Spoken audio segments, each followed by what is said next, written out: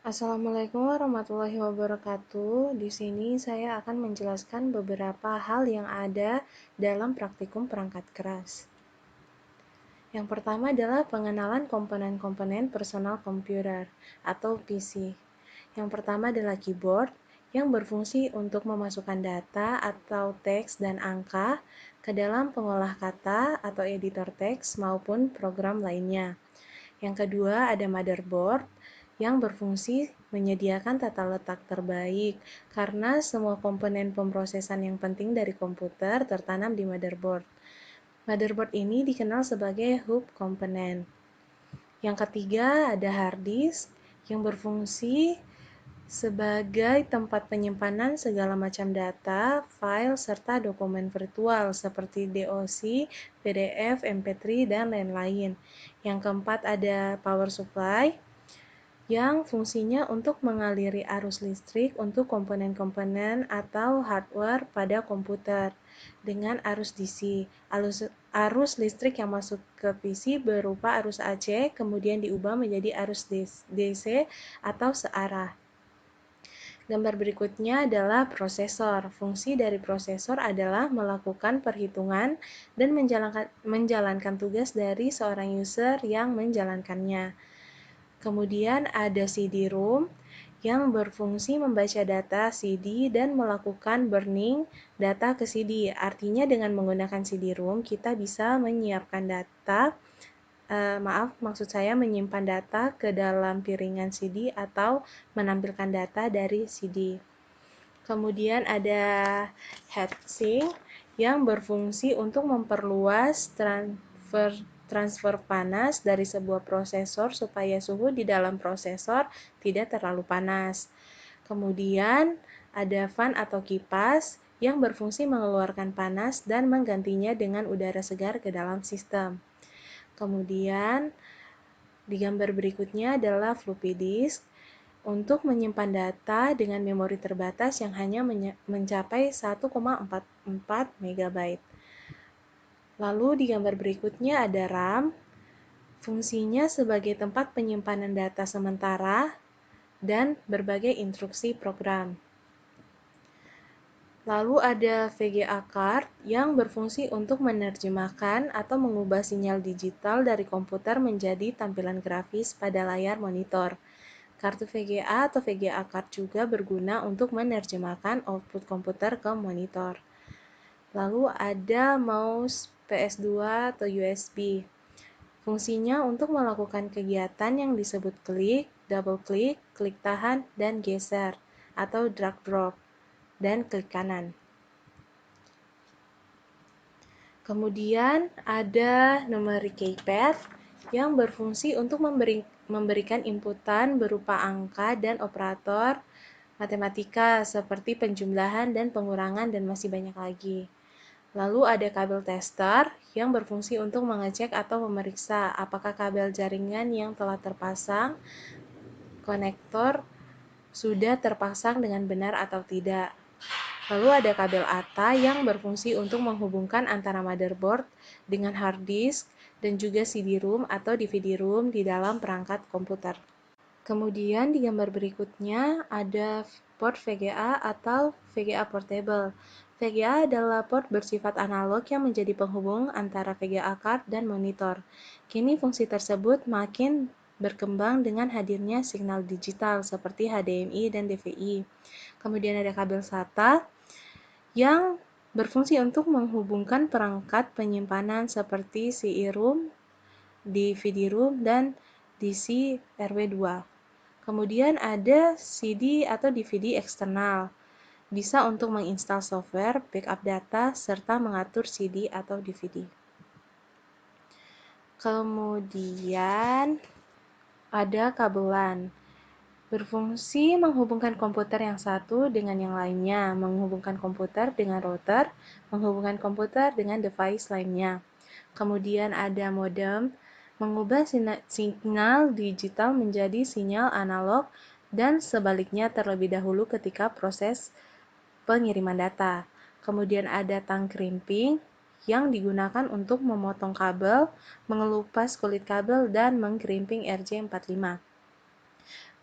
Kemudian ada scan barcode yang berfungsi memindai simbol atau menangkap dan merubah kode bar menjadi data elektrik lalu mengirimkannya ke komputer dengan format data yang sederhana. Lalu ada router yang berfungsi sebagai penghubung dari beberapa jaringan. Lalu ada fingerprint yang berfungsi untuk mengamankan dan sebagai verifikasi, sama halnya dengan password dan pola. Hanya saja media yang digunakan untuk verifikasi adalah sidik jari. Itulah yang digunakan sebagai ID primary key. Lalu ada obeng plus minus dan tang yang berfungsi mengencangkan baut yang memiliki kepala yang serupa. Kalau tang berfungsi sebagai penjepit atau penahan benda kerja. Kemudian ada scanner. Scanner ini berfungsi sebagai pengganda berkas untuk kemudian dikonversi dan disimpan dalam bentuk digital. Lalu print yang berfungsi mencetak dokumen, mencetak foto, mencetak stiker, dan sablon. Lalu ada monitor yang berfungsi sebagai adaptor tampilan yang menampilkan informasi yang diproses oleh kartu video komputer.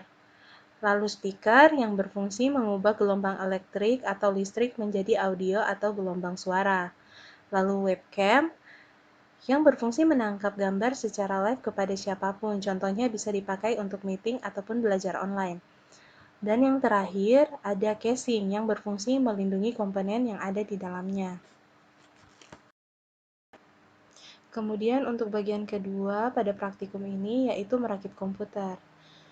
Memasang komponen pada motherboard. A. Memasang prosesor pada chipset motherboard. Tingkat kesulitan yang ada yaitu mudah. Faktor resiko yang mungkin terjadi yaitu pemasangan prosesor yang terbalik.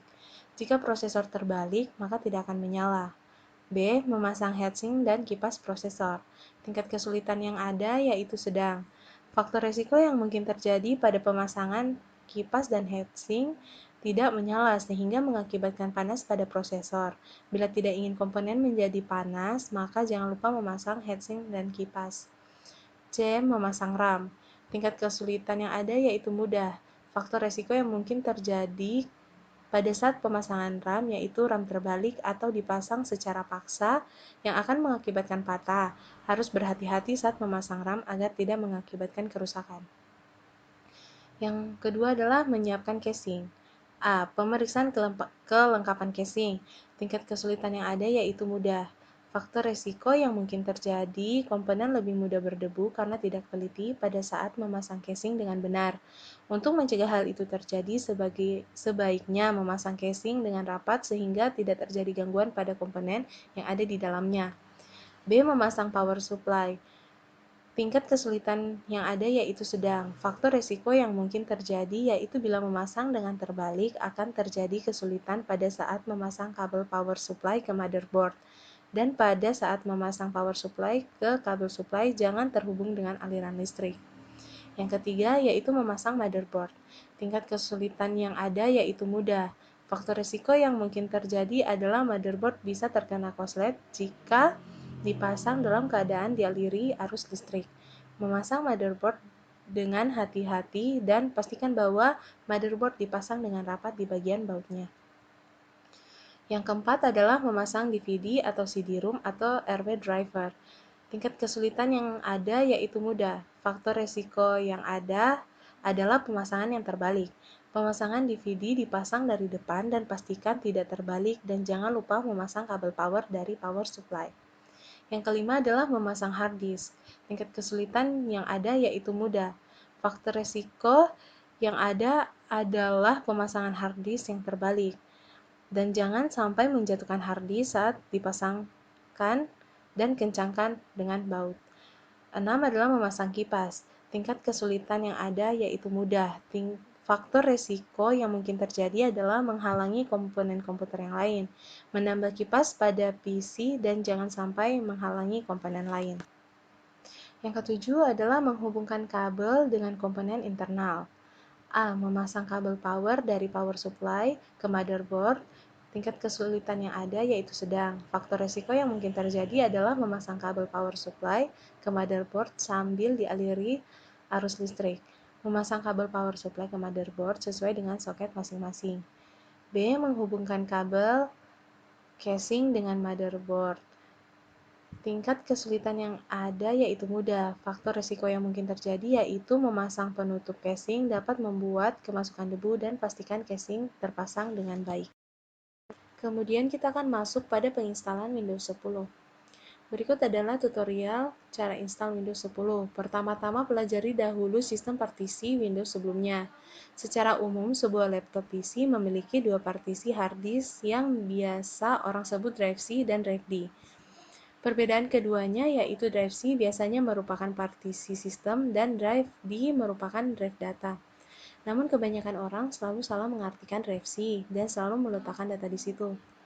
Yang harus dilakukan pertama kali sebelum install Windows 10 adalah pastikan data kamu aman. Segeralah backup seluruh data kamu mulai dari desktop, My Document, dan lain-lain. Pindahkan ke drive D semuanya tanpa terkecuali. Untuk folder program files disarankan tidak perlu di backup semuanya. Akan lebih baik jika nantinya kamu menginstalnya menggunakan master installer setelah Windows 10 selesai diinstal.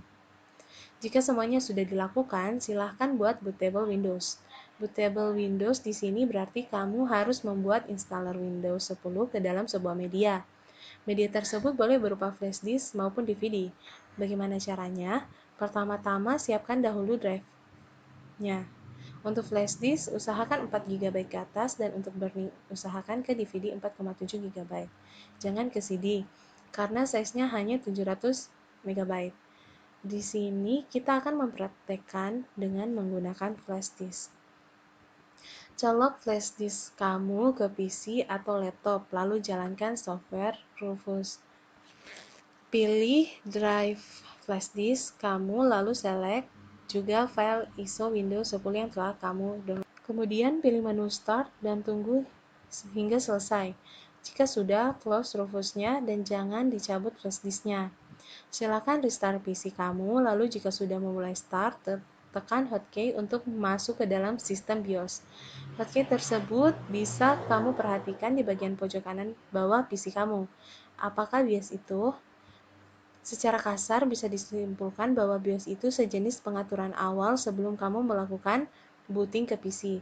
Secara default, hotkey untuk memasuki BIOS adalah bermacam-macam, mulai dari F2, F4, F10, F8, dan F12, dan Del. Tergantung dari merek PC masing-masing. Usahakan agak cepat menekannya agar proses ini tidak terlewatkan. Jika terlambat, silakan ulang restart kembali. Untuk proses ini, pastikan flash disk kamu dalam keadaan tercocok. Selanjutnya, jika sudah berhasil memasuki BIOS, pasti kamu akan menjumpai tampilan yang berwarna biru, lalu masuk ke tab boot dan cari boot option atau boot order. Setting boot order kamu agar pilihan menjadi removable disk. Jika tidak ada, cari saja nama merek flash disk kamu, contoh Kingston atau yang lainnya. Kamu bisa berada paling atas, disusul oleh hard disk atau hard drive. Jika tidak ada, cari yang ada embel-embel HDD atau merek hard disk kamu, contohnya Hitachi. Di pilihan kedua, jika sudah tersusun seperti itu, lakukan save dan exit dengan tombol F4 atau F10. Tergantung dari merek BIOS-nya. Silakan baca aturan key-nya di sebelah pojok kanan bawah. Setelah proses save selesai, maka PC kamu akan kembali restart. Namun yang akan kamu jumpai setelah ini adalah logo installer Windows 10. Sampai di sini pilih bahasa yang mau kamu gunakan, selebihnya biarkan saja lalu klik install now. Nah, sekarang kamu akan dihadapkan dengan inputan serial. Kamu nggak perlu cari-cari serial lagi, cukup di skip aja. Selanjutnya ada dua pilihan instalasi, pilih saja custom dan kamu akan menuju ke pengaturan partisi. Untuk sesi ini harap diperhatikan baik-baik ya, karena kamu akan menjumpai partisi-partisi apa saja yang akan ada di PC kamu. Sekarang select drive C, jangan sampai salah atau data-data kamu yang di partisi D pun juga akan lenyap. Dalam screenshot di samping ini, kebetulan size drive C adalah 20 GB. Maka itulah yang akan diformat. Pilih menu format lalu yes. Tunggu sebentar, kemudian pastikan drive yang sedang terselect atau dipilih adalah drive C yang tadi. Lalu silakan klik next untuk melanjutkan, jangan sampai salah. Proses instalasi sedang berlangsung. Proses ini akan memakan waktu hingga sekitar 20-30 menit. Jika sudah, PC kamu akan otomatis melakukan restart. Saat melakukan proses restart dan sudah muncul logo merek PC atau laptop, kamu langsung cabut flash disknya atau proses instalasi akan kembali diulang. Tunggu proses restart hingga lebih kurang 10 menit. Jika sudah, maka akan kembali otomatis restart kembali. Setelah itu, kamu akan kembali lagi dihadapkan dengan pilihan serial number seperti pada gambar di samping ini. Pilih saja Do This Later, lalu akan diarahkan ke menu setting. Pilih tombol Use Express Settings agar tidak ribet lagi. Tunggu sebentar hingga proses automatic setting selesai. Selanjutnya ada lagi pertanyaan Who owns this PC? Pilih saja I own it, lalu Next. Sekarang kamu akan diminta login dengan Microsoft account. Cukup di-skip saja. Kalau mau login, cukup dilakukan nanti setelah semuanya selesai. Di bagian Create User Account, isikan nama kamu dan juga password. Jika tidak mau berpassword, cukup kosongkan saja lalu Next. Tunggu loading sebentar, lalu kamu akan diarahkan ke dalam Windows. Laptop atau PC berhasil install. Kemudian ada instalasi program aplikasi dan utilitas. Yang pertama adalah setelah instalasi Windows, install program aplikasi dan utilitas. Install antivirus dan WinRAR, install drive PC atau laptop, contohnya driver VGA, driver Wiki, Bluetooth, dan driver yang dianggap penting dan yang diperlukan. Keempat adalah install program aplikasi Microsoft Office. Yang kelima, install aplikasi tambahan berupa musik dan video seperti Winamp atau GOM Player. Yang keenam adalah install browser berupa Chrome dan Mozilla. Yang ketujuh adalah install aplikasi Windows dan Microsoft Office. Yang kedelapan adalah install Nitro PDF. Kesembilan, install aplikasi editing seperti Photoshop, Corel Draw sesuai kebutuhan. Dan yang terakhir adalah install Nero Express. Maintenance PC. Yang pertama ada backup data Anda agar data tidak hilang. Yang kedua, bersihkan debu dari komputer menggunakan obeng dan kuas, lalu beri pasta pada prosesor jika perlu. Yang ketiga, jalankan scan antivirus. Dan yang terakhir, bersihkan OS seperti membersihkan recycle bin, bisa menggunakan aplikasi ATF Cleaner. Lakukan update, caranya cek pada Windows Update. Dan yang terakhir adalah troubleshooting PC. Yang pertama adalah komputer menyala tapi tidak ada tampilan. Solusinya adalah cek memori RAM dengan cara cabut RAM lalu bersihkan pin atau kuningan RAM dengan menggunakan penghapus pensil lalu pasang kembali RAM dengan rapat. Yang kedua, prosesor overhead. Solusi adalah periksa port prosesor. Jika kering, ganti dengan yang baru. Yang ketiga adalah hard disk dan CD-ROM tidak terbaca. Solusinya, pastikan kabel power dan kabel data terpasang pada hard disk dan CD-ROM. Yang keempat adalah gagal booting. Solusinya adalah pastikan sistem operasi tidak korup. Jika terjadi korup, lakukan install ulang. Bunyi bip pada komputer. Bip satu kali menandakan kerusakan pada RAM tidak terpasang. Bip satu kali bip panjang dan dua kali bip pendek, terjadi masalah pada memori, dan bip yang terus-menerus menandakan kerusakan pada power supply. Itu tadi sedikit penjelasan dari saya. Maaf jika ada salah-salah kata. Sekian dan terima kasih. Di sini saya akan merakit PC ini.